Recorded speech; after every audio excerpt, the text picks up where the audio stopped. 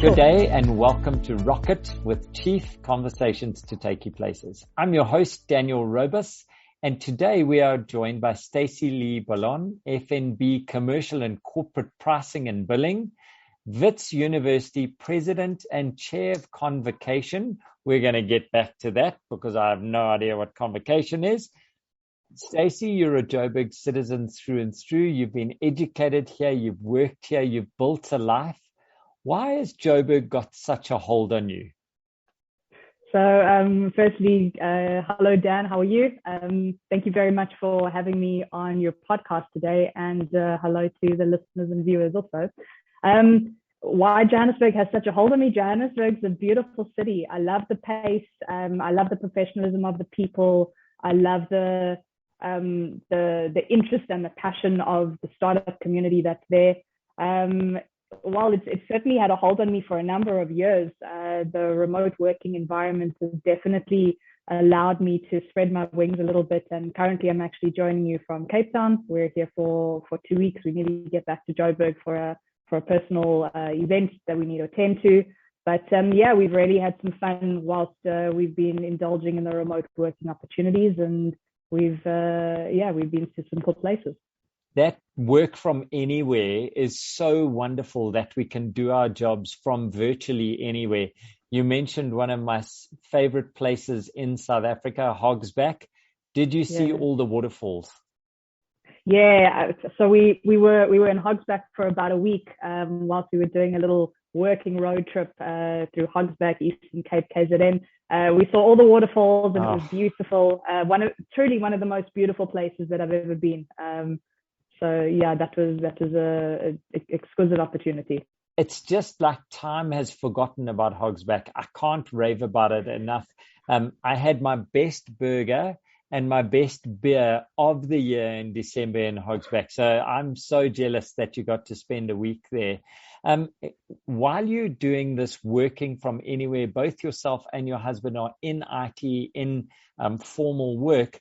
What is your essential IT kit that you have with you, apart from a Teams or a Zoom communication channel? So we are a very connected duo, my husband and I. We've got a couple of pairs of wireless headset. We've got remote or Bluetooth keyboards. We've got Bluetooth mouses. We travel around with the number of screens. We have tablets that we're able to and go and work from coffee shops where necessary. We're connected on our smartwatches so we can see emails coming through. So we make sure that we are on the pulse. We may be working remotely, but that doesn't mean that there's any forgivingness on the work side. There's a lot of stuff that we need to get done, and we certainly prioritize ensuring that there's no drop in quality in that regard. So you're seeing that people don't mind where you are, it's about what you do. And what I made a note, you're working remotely, but you plugged in virtually. So that's part of your mantra and what you bring to the team. Sure, I think that in most instances, people have no idea where I'm working from. Similarly to, I don't really know where a lot of my team members are working from, typically from Johannesburg because of kids and having to be in school. So there's a lot more consistency required there. But we have the liberty of being a little bit more carefree and fancy free. Yeah, those little rats tie us down. Damn it, I've got 2 of them and I could be traveling more. Stacey, when I read your LinkedIn profile and I see a couple of things about you, you seem to be a person who's not happy with surface level change, and you seem to have this thing you want to impact lives and human connection being at the center. Venture Network, Jobox, Early is Best, all these companies and NGOs that you're involved in. How did you end up in commercial and corporate pricing and billing? It's quite a conundrum because they do kind of seem like they're on the opposite ends of the spectrum, and I totally appreciate that. I think a big thing in me for life is ensuring that whatever it is that we do is filled with purpose. So to be a more typical banker, if you're making an investment, you're wanting a return on your investment. Okay. You have a limited amount of time that you have here on planet Earth. And I'm wanting to ensure that I'm getting that return. And for me, that return is working in places that give me meaning. So a lot of the work that I've done outside of the corporate space is obviously those that feed into something that's very core and central to who I am as a person. And what took me to the billing and pricing side of things is that I wanted to prove to myself that I could do something that was exceptionally technical.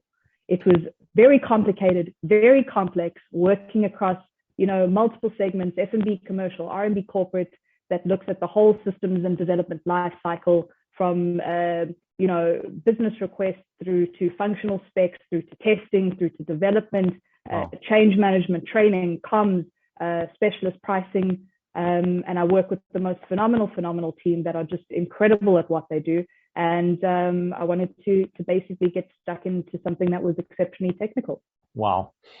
Are you a methodology person, or are you a task-orientated kind of leader? Where do you toe the line? So I wish I was able to answer that question with more conviction than what I'm going to do. But I think it depends on the situation.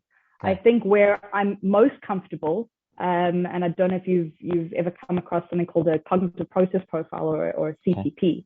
Yeah. But cognitive process profile basically looks at your areas where you're sitting most comfortably, and most comfortably where I am is kind of the orchestrator of things. I'm not a detail person. I don't have an appreciation for getting stuck into deep detail.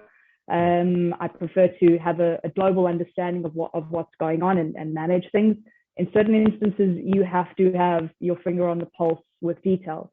And in that instance, I switch gears very dramatically, and I can become quite obsessive around the small details. So a little bit of both, but my level of comfort is certainly in understanding the ecosystem and ensuring that everything's running smoothly. Your poor husband. You're going to go from the big picture to the nitty gritty quite quick. Dude has to have his game on. That's pretty awesome. He's a very agile guy. He says that he embraces me for all that I am, and he calls me sophisticatedly complex. I love that. It's beautiful. It's beautiful. You're involved in a number of NGOs. You give a lot of your own time. Why do you think it's so important for a corporate person, a corporate leader like yourself, to be involved in NGOs as well? And do you? So absolutely, I do. So likewise, I think that it's important for people in NGOs to have a view of what it's like to be in corporate, but it's important that a corporate individual knows what it's like to be part of an NGO. I think that it gives you a different perspective on life and on people. It gives you that ability to learn to understand how to look at things from a totally different perspective. It allows you to understand when someone says you need to be customer-centric. What does that mean? If you've only ever functioned in a specific environment, it becomes very difficult to say, yes, I can try and be empathetic to understanding a different perspective. So I think that the benefit of a corporate person plugging into the NGO environment, number one, I think that there's quite a bit of confidence that comes into that space, because as much as we want to believe that the title doesn't mean very much, the title does. So when you're engaging in conversations, I find that it's a lot easier to leverage off of the corporate title, or whatever the biggest title that you're able to pull in, to be able to secure those conversations and get business going. I think that corporate allows a lot of structure, and we've taken a lot of lessons because you've interacted with so many different types of people that you've picked up these skill sets, whether you know it or not. You've picked up a whole bunch of skill sets that are exceptionally valuable when it comes to functioning in the NGO environment. Awesome. I really think there's wisdom in there in being on both sides of the fence, just to understand also how do we cut through bureaucracy and being accountable to donors, to funders who are giving completely. There's very little that gets attention more than when people are giving you money out of their own pockets, and what are you doing with it? Absolutely. With this multiple role, multiple hats, how would your folks, your parents, describe what you do for a living? I think that I've been a cause for confusion for my parents for very many years, inside the work environment and outside. I think that my parents understand what it is that I do. If you were to ask them, my parents are really my biggest fans, so they would say that I run the bank, or any other institution that I would represent. But my parents think that I'm very busy, and my mom always questions me on, are you spending your time wisely? A little bit more time out is key. So yeah. Unplug, step away, and smell the roses. Yeah. Something like that. Yeah. Now we're going to take a big jump. You're a Witsy girl. You've been there, you've walked through the corridors, and now you're involved in something I still don't understand, which I hope you're going to explain to me.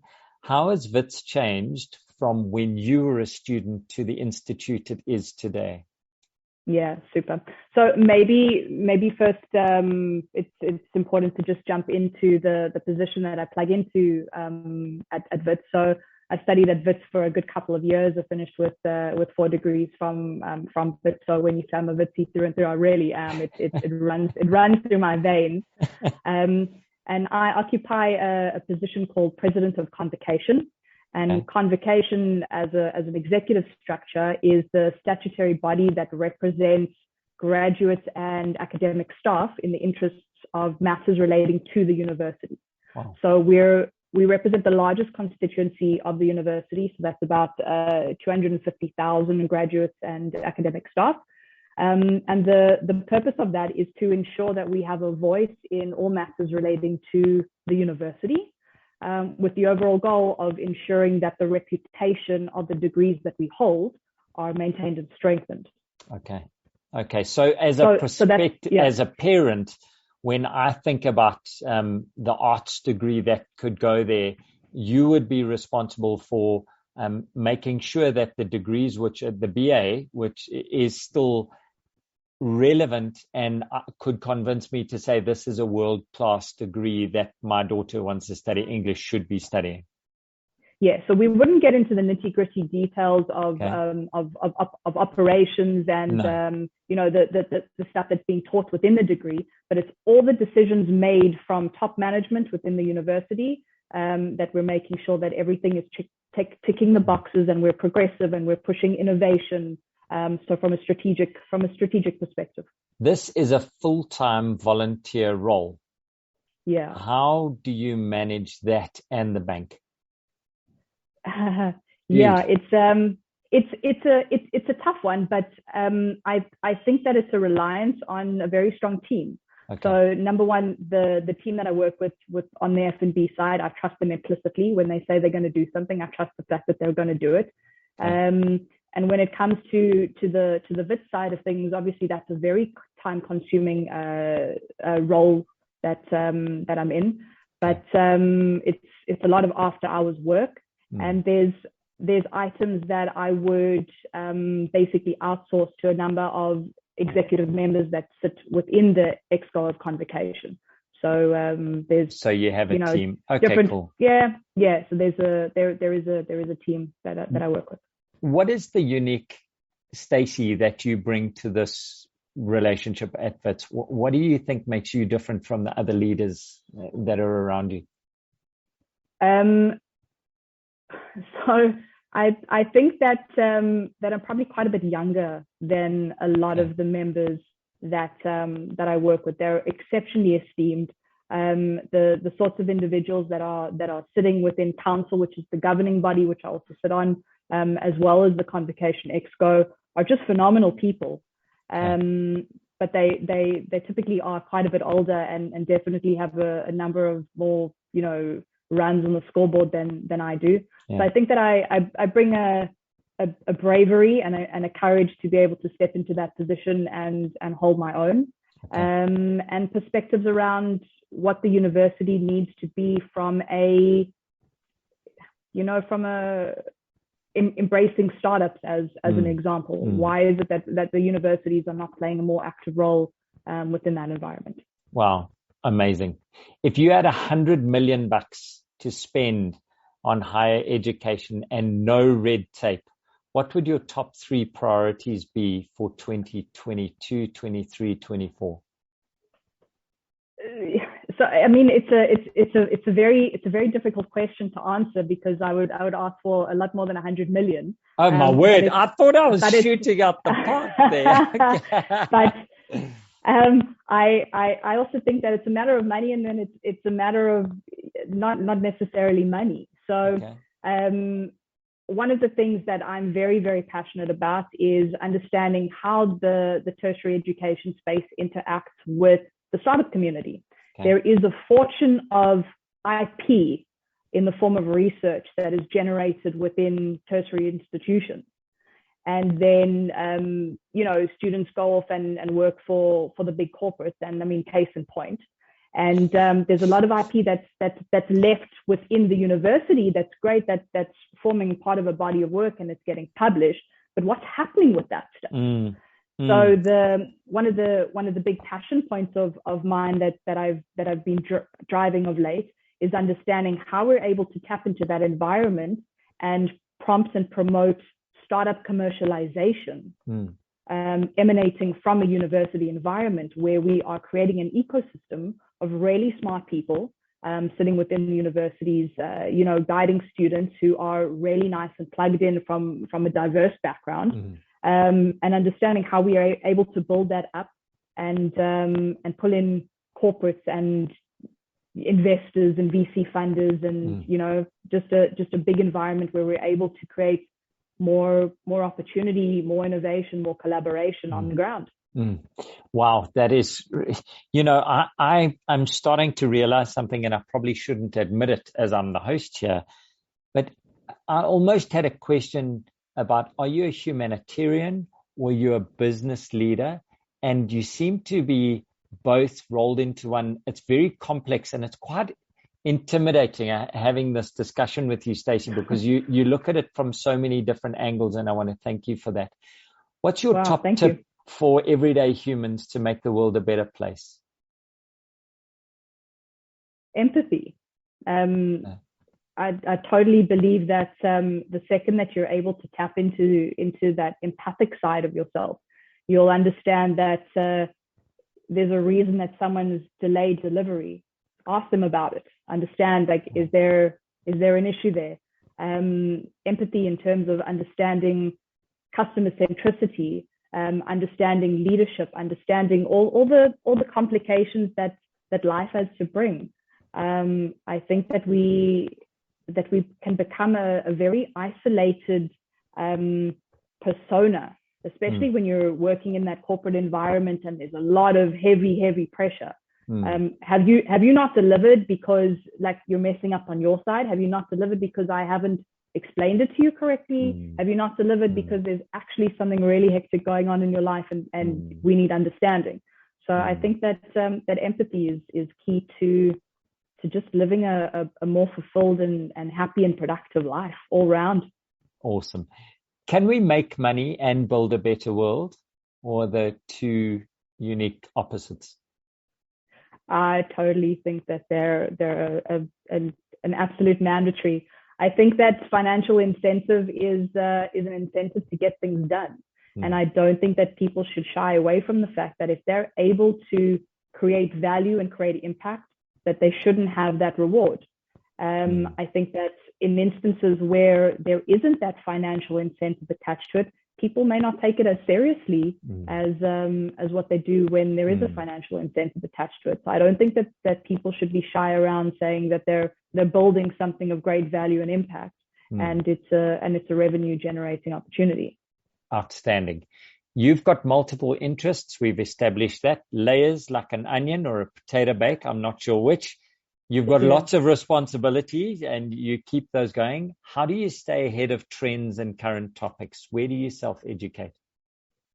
So that's very interesting. I've just finished up a certificate with NYU in entrepreneurship. Okay. And I've actually just kicked off with another certificate with UCT on blockchain and crypto assets. Wow. So I take education very seriously. So Tuesday nights and Wednesday nights, you'll see me at my screens consuming content and making sure that I'm up to date. And I think that I speak with a lot of interesting people. So connecting with people is a very important thing, and that's where I tend to find a lot of information that's not even necessarily available, that's sitting online, but more real stuff with people that are around you doing these things, which I'm very fortunate to be in that position to have access to people like that. Wow. One of the business leaders we interviewed on this show said he gets lots of sponsorship requests and he turns them all down, but he has never had a request for half an hour on advising them on their business. And it seems that you've taken that. You just speak to people and you just get advice from them. That's awesome. If Absolutely. I paid for dinner with one current business leader or leader in the world, who would it be and where would you eat? You're going to need to repeat that one for me. If I paid for dinner with a leader, either a global leader or business leader, who would it be and where would you eat? It would probably be with someone like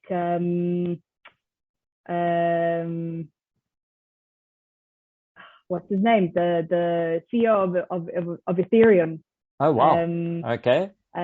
Totally, I would definitely use him as a form of payment, and I would eat in the metaverse. I think that's. I mean, we're better to play around and have a meal than in the metaverse. Wow. Okay, that's a first for me. That is very cool.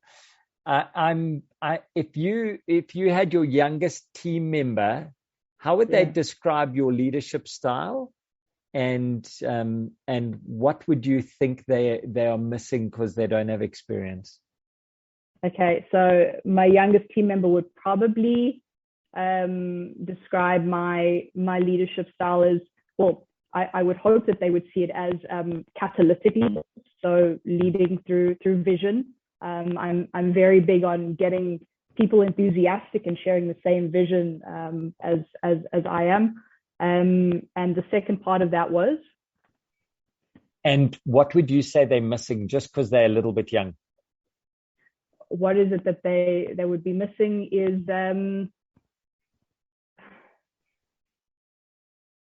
I don't know. I don't know if they would necessarily be missing anything. They just are as they are. I like that. You don't have to carry on. That's a tough question. That's a tough question. I'm going to ask you a few more. We are coming to time when airtime runs out in Cape Town. I know you're on your phone, and I want to thank you for that. Sure. What is your best technology productivity hack? Oh wow, definitely the utilization of Trello. I don't know if you've ever come across David Allen's Getting Things Done. So I'm not the most structured of individuals, and my husband said, read this, and I thought that was the most phenomenal way to assist in helping to structure me. Okay. When you have a whole bunch of to do items that are just flowing in through your brain, just stick them in one single list, and in the morning just understand what are your priorities for the day. And I don't necessarily do that every day, but as when I am sitting in a good productive space, I find that I'm using that. Awesome. Then I'm going to ask you two more questions. Sure. Actually, I'm going to ask you three, but the third one is a bit silly. What do you wish your younger self knew about your current profession? I wish that my younger self knew how important it was to believe in myself more. Okay. I totally wish that my younger self understood that I needed to believe in myself more. I found that a lot of people around me were prompting me and pushing me to say, there's more. And there was a little bit of inertia in terms of taking that step forward. As an example, there was the head of leadership development at F&B, and she walked past my desk the one day and she said to me, "What are you doing here?" And I looked at her and I meant like in the desk, like at F&B, like what do you mean? She says, "This is not the role for you." And we went through some coaching conversations, and she said, "What is it that you want to do?" And I said, I don't know. Like, I'm confused. I'm a bit stuck. She said to me something very interesting. She said to me, what do you think your weakest capability is? And I said, numbers. She said, great, go do numbers. And I said, no, it's my weakest. She said, go do numbers. She said, the second that you can complete tasks relating to numbers, everything else becomes simple. Once you've been able to conquer that fear in numbers, you're all set. So I went off and I did strategic analytics for 3 years. And it was certainly a strange space to be amongst, heavy quants and actuaries. Yeah, I was towards the bottom end of the spectrum. I was definitely not their top achiever, but everything between that has become a hell of a lot easier because I was able to trust myself a little bit more. Outstanding. That is such a good mentor. That is a really good one. My second last question. If you weren't on your phone now, would I see a song being played, or is it a podcast that you're currently listening to, and what is it? It would probably be YouTube videos. Okay. Well, actually, it would be it would be more academic stuff, just trying to make sure that I get through the requirements of academia before I look at more leisurely related stuff. So it would be my academic stuff. And in our last minute, in summary, Stacey, what is your wish for 2022? I think that my wish for 2022 is just to take even bigger leaps. Wow. So I think that life has given us this opportunity where everything is new. The way that we're working is new. The places that we can work is new. The technology that we're engaging with is new. The frames of reference and the paradigms of the things and possibilities that can be is all brand new. Wow. So I think we're in a mind-blowing space, and I hope that I'm able to leverage that and embrace all the opportunities that come our collective ways. Wow, that is such a lovely way to end our time together, Stacey. I think you've had a couple of moments that I've had to reassess how I've looked at this interview and who you are and the role that you play, and I want to thank you for that.